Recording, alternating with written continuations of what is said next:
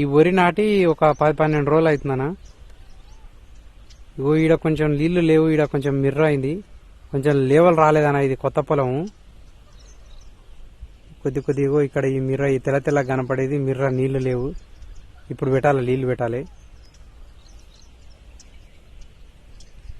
1 తారీఖు 2 తారీఖు అట్లా నాటేసినాం. ఇంకా ఇప్పుడు ఒక 13-14 రోజులు అట్లా అయింది ఇది నాటేసి. కుదురుకుంటుంది ఇప్పుడు ఇది వర్షను.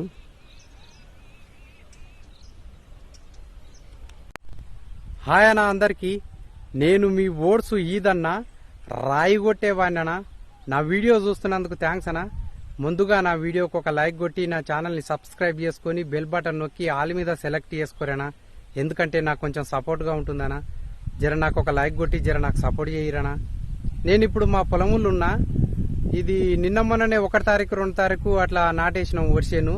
అయితే ఇది కొత్తగా అచ్చుకట్టిందనా. కొత్తగా అచ్చుకట్టినాం, కొంచెం లేవల్గా లేదు. ఆడాడ మిర్రలు ఉన్నాయి. ఆ మిర్రలు మునేటట్టు మంచిగా నీళ్లు పెట్టుకోవాలి. ఇంకా ఈ వరాలు కూడా ఏమన్నా గండ్లు పడ్డాయా అవన్నీ చూసుకోవాలి. ఇది ఇప్పుడిప్పుడే కుదురుకుంటుంది. ఇంకెందుకంటే ఒక 13 రోజులు 14 రోజులు అట్లా అవుతుంది ఇది నాటేసి. ఇంకా కుదురుకుంటుంది, ఇప్పుడు మంచిగా అవుతుంది. ఇంక ఈ ఉడికి నీళ్ళు, ఈ చలికాలం కదా, ఉడికి నీళ్ళు పెట్టుకుంటే మంచిగా చేను మంచిగా ఏనుకొని తొందరగా మంచిగా వస్తుంది, అది మంచిగా అవుతుంది. ఇంక అందుకనే నీళ్లు మిర్రలు గిట్ట లేకుండా నిండుగా కట్టుకోవాలి. నీళ్లు కట్టుకొని గండ్లు గిట్లా వాడకుండా, గండ్లు పడితే వరాలు తెగిపోతాయి. ఇక వరాలు తేవకుండా చూసుకొని ఇక మొత్తం మంచిగా నీళ్లు కట్టుకుంటే మంచిగా అవుతుంది ఈ వర్షను.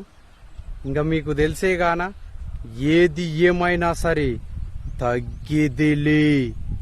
ఎందుకంటే మనం కార్మికులం, కర్షకులం.